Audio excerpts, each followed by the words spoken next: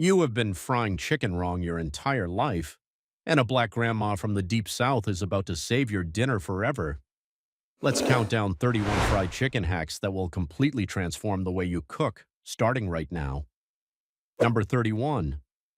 Stop using cold eggs in your egg wash. Most people grab eggs straight from the refrigerator and crack them into a bowl without thinking twice. But cold eggs create a thicker, less cohesive wash that does not cling to your chicken properly. Take your eggs out of the refrigerator about 20 minutes before you start cooking and let them come closer to room temperature. Room temperature eggs blend more smoothly with buttermilk or hot sauce, and they coat the surface of the chicken more evenly, which means your flour layer actually sticks where it needs to stick. Cold eggs resist mixing and create streaky, uneven coverage that leads to patches of breading falling off in the oil. Number 30. Never skip the pat dry step. Black grandmas across the South have always understood that moisture is the enemy of a good crust, and they never dunked a wet piece of chicken directly into seasoned flour.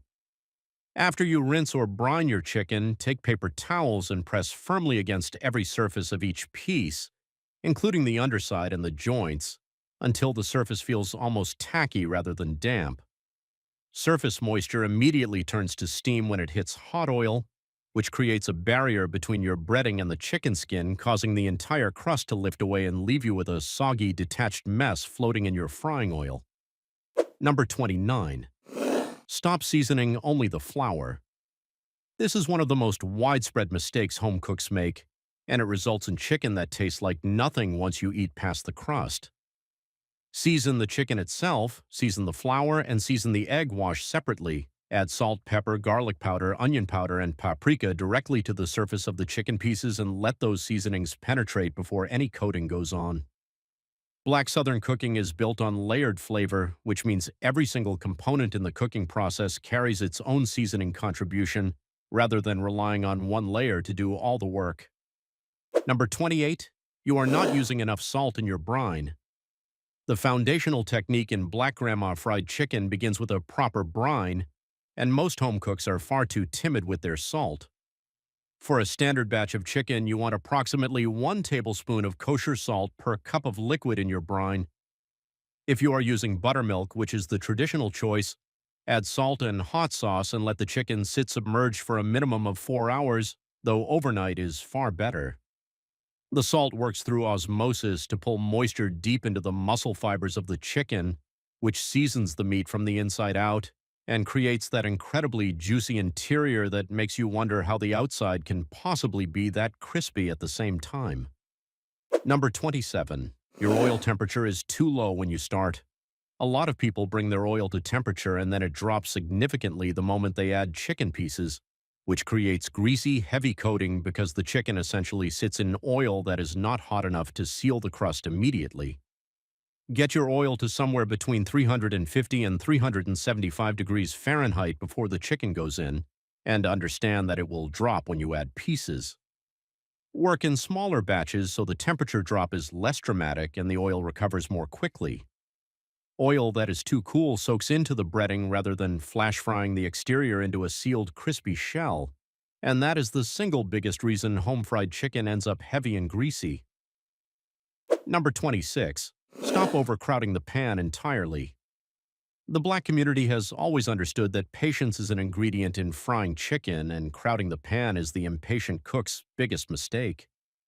When too many pieces go in at once, the oil temperature plummets dramatically, steam gets trapped between the pieces, and nothing crisps up properly. Fry in batches of 2 or 3 pieces depending on the size of your pan. Keep them spaced so they are not touching, and resist every urge to rush the process. Give the oil time to come back up to temperature between batches and your results will be dramatically more consistent every single time. Number 25. You are flipping the chicken too many times. Constantly turning and checking your chicken interrupts the crust formation process that requires consistent contact with hot oil. Place your chicken in the oil and leave it alone for at least 6 to 8 minutes before you even think about touching it, depending on the thickness of the piece. Flip it exactly once, let the second side cook through completely, and only then move it to a draining rack. Every time you flip prematurely or poke and prod the chicken, You are breaking the developing crust and allowing oil to seep underneath what should be a tight, sealed breading. Number 24. Ditch the paper towels for draining and use a wire rack. Paper towels trap steam underneath the chicken as it rests, and that steam immediately softens the crust you spent all that time developing. Place a wire cooling rack over a sheet pan and move your fried chicken to the rack as soon as it comes out of the oil. This allows air to circulate completely around the chicken, the steam escapes in every direction, and the crust maintains its integrity and crunch as the chicken rests. This is a technique rooted in practicality that the Black community has passed down for generations, and it makes a genuinely noticeable difference in the final texture. Number 23. Your buttermilk soak needs hot sauce. This is not optional if you want authentic Black Southern fried chicken flavor. The hot sauce, usually a vinegary Louisiana style like Crystal or Texas Pete, does not make your chicken taste like hot sauce when it is finished cooking. What it does is add a subtle acidic tang that brightens the flavor of the finished chicken, and the acid in the hot sauce also helps tenderize the protein structure of the meat during the soak. Add a generous splash somewhere around 2 to 3 tablespoons per cup of buttermilk, and consider it a non-negotiable flavor foundation rather than a heat element. Number 22. Stop using plain, all-purpose flour alone. Traditional Black grandma fried chicken coating often incorporated a blend of flour and other dry ingredients that created a more complex textured crust. Add a quarter cup of cornstarch for every cup of all-purpose flour in your dredge mixture. Cornstarch absorbs surface moisture more aggressively than flour alone, and it creates a lighter, more shatteringly crispy exterior because it does not develop gluten the way flour does. Some grandmas also added a small amount of baking powder, which releases carbon dioxide bubbles during frying and creates micro-pockets in the crust that add crunch without adding heaviness. Number 21. Never put chicken directly from the brine into the flour. After you remove your chicken from the buttermilk soak, let the excess drip off for a moment, but do not shake it completely dry. You want a light coating of buttermilk still clinging to the surface because that moisture activates the flour and creates a paste-like layer that bonds the coating to the chicken. However, going from fully saturated directly into dry flour creates clumps that fall away in the oil. Let each piece drip for about 10 to 15 seconds over the bowl before it moves to the dredging station. Number 20. Your dredging technique is creating weak spots. Press the chicken firmly into the seasoned flour mixture and use your hands to actively pack the coating onto every surface, pressing into the joints and the skin folds and the uneven surfaces rather than just lightly dusting the chicken and shaking off the excess. Then let the dredged chicken rest on a sheet pan for 5 to 10 minutes before it goes into the oil. This resting period allows the flour to hydrate slightly from the moisture on the chicken surface, which creates a coating that adheres like a second skin rather than a loose powder that falls apart the moment it hits hot oil. Number 19. Stop using vegetable oil exclusively. The Black community historically fried chicken in layered or shortening, and while those choices carry baggage in the modern conversation about health, they produce a noticeably superior crust and flavor compared to plain vegetable oil. If you want to stay with a liquid oil, use peanut oil instead of vegetable oil. Peanut oil has a higher smoke point, a cleaner neutral flavor, and it creates a distinctly crisper crust. You can also blend peanut oil with a small amount of lard or beef tallow if you want to recapture some of that old-school depth without going fully traditional. Number 18. You are not seasoning your chicken far enough in advance. Season your chicken pieces with salt at absolute minimum 1 hour before they go into the brine, and ideally the night before. When salt sits on raw chicken, it initially pulls surface moisture out through osmosis, but given enough time, that salty moisture is then reabsorbed back into the meat, carrying the seasoning deep into the muscle. This is the dry brine principle, and it layers beautifully with the subsequent wet buttermilk soak to create chicken that is seasoned through every single layer rather than just on the surface. Number 17.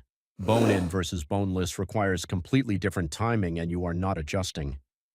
Dark meat bone-in pieces like thighs and drumsticks need longer cooking times than boneless breasts, and bone-in breasts need the most time of all because the bone insulates the surrounding meat from the heat of the oil.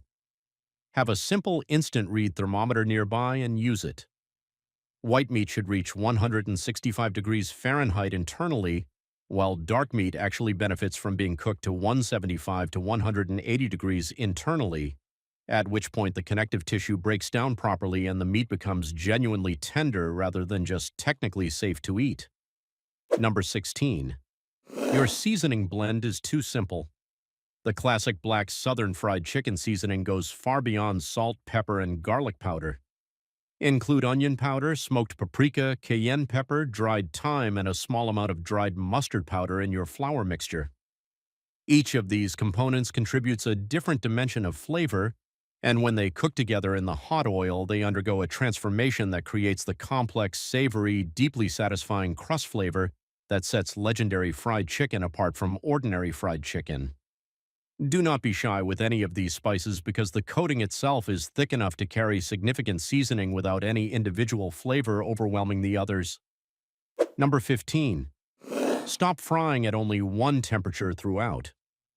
A technique used in black southern cooking involves starting the fry at a slightly higher temperature to seal and set the crust quickly, then managing the heat to maintain a slightly lower temperature for the remainder of the cooking time to allow the inside to cook through without burning the exterior.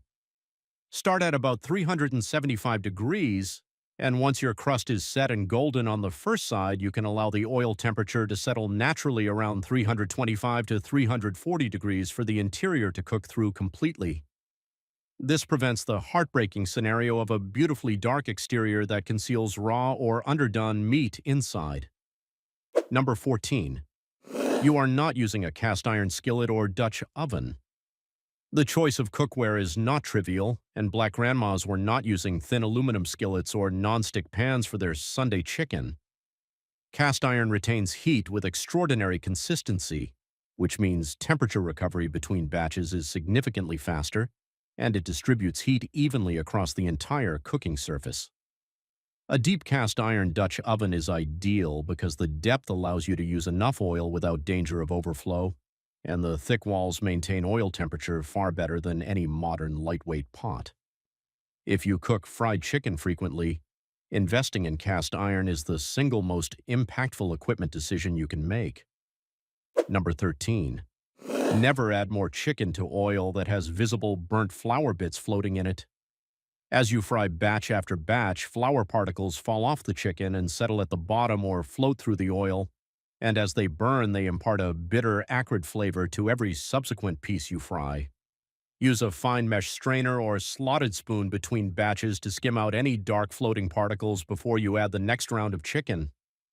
This simple maintenance step keeps your oil clean and neutral throughout the entire frying session and means your fifth piece of chicken tastes just as clean and pure as your first piece. Number 12. Stop lifting the lid on the chicken while it rests.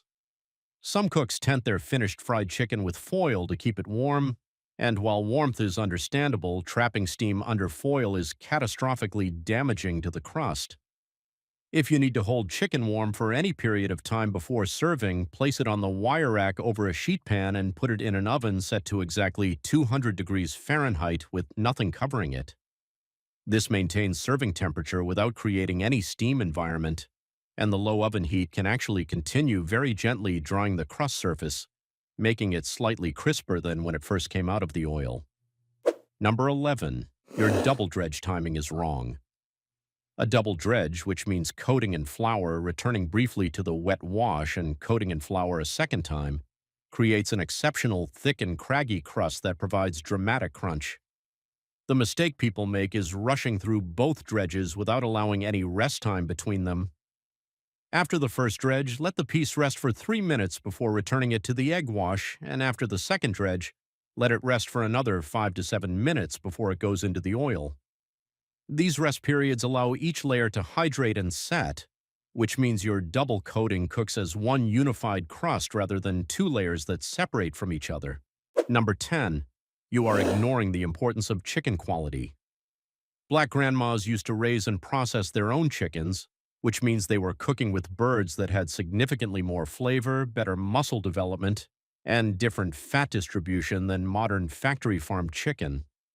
While raising your own chickens may not be practical, Seek out air-chilled chicken rather than water-chilled chicken at the grocery store. Air-chilled chicken has not been submerged in water during processing, which means the skin is drier and less saturated, and it is far more receptive to breading and frying. Heritage breed chickens, while more expensive, also produce genuinely superior flavor and texture when fried. Number 9. Stop letting your seasoned flour sit out and become humid. If you season your flour mixture and then let it sit open on the counter while you work, it absorbs ambient humidity from the kitchen and from the moisture evaporating off the chicken you are preparing.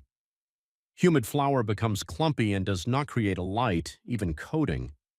Season your flour mixture fresh, keep it covered until you are ready to use it, and if you're working in a particularly humid kitchen environment, add a small amount of extra cornstarch to the blend, which helps counteract the moisture absorption and keeps the coating light and workable throughout your entire frying session. Number 8. You are not resting your chicken before you fry it. After the buttermilk soak and before the dredge, let your chicken pieces come to room temperature for about 30 minutes. Frying ice-cold chicken straight from the refrigerator means the exterior reaches proper frying temperature, and the crust begins to cook through while the interior is still cold, and you end up with overcooked exterior and undercooked interior because the heat cannot penetrate fast enough. Room temperature chicken cooks more evenly from outside to inside, and this is a fundamental principle of proper heat transfer that applies to virtually every protein you cook. Number 7. Your egg wash ratio is undermining your entire coating. The standard egg wash for fried chicken in black southern cooking was not just egg and milk. Use 1 part egg to 1 part buttermilk. Add a generous amount of hot sauce, a pinch of salt, a pinch of garlic powder, and whisk everything together until fully homogeneous. This egg wash is thicker and more flavorful than a simple egg and milk mixture. It adheres to the chicken more effectively, and it creates a slightly acidic environment on the chicken surface that encourages the flour coating to grip tightly rather than sitting loosely like dust on a shelf. Number 6. Stop using thin, shallow oil and trying to shallow fry. Shallow frying requires you to flip your chicken multiple times and creates uneven crust development because the parts submerged in oil fry differently than the parts exposed to air. True southern fried chicken is cooked in deep enough oil that the pieces are at minimum halfway submerged and ideally 3/4 submerged so that the cooking is consistent across most of the surface. You do not need to deep fry in a commercial fryer sense, but your cast iron Dutch oven should have at least 2 to 3 inches of oil before any chicken goes in. Number 5. You are cutting your chicken pieces too large. Large pieces of chicken look impressive in the pan, but they create a fundamental cooking problem where the crust is fully cooked and beautifully golden long before the interior has reached safe temperature. Cut your whole chicken into 8 to 10 pieces rather than the standard 8, splitting the breast into 2 smaller pieces across the bone. Smaller, more uniform pieces cook more evenly.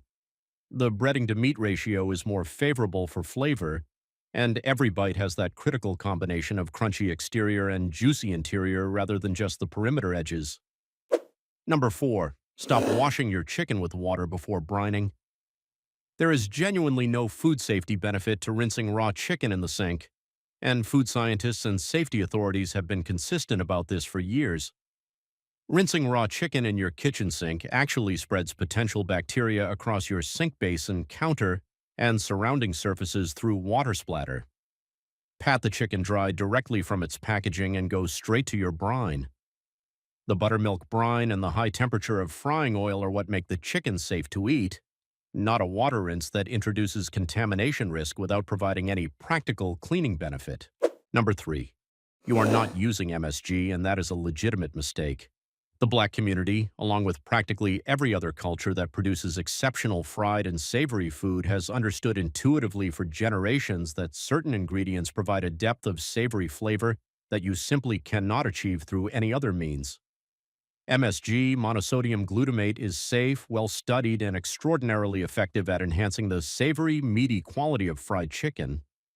Add a small amount, about half a teaspoon per cup of your seasoned flour mixture, and experience the difference in depth and satisfaction that the finished chicken delivers. The stigma around MSG is not supported by credible food science, and excluding it from your fried chicken is leaving significant flavor on the table. Number 2, your crust does not have enough texture variation. The most celebrated fried chicken in Black Southern cooking traditions did not have a smooth, uniform coating.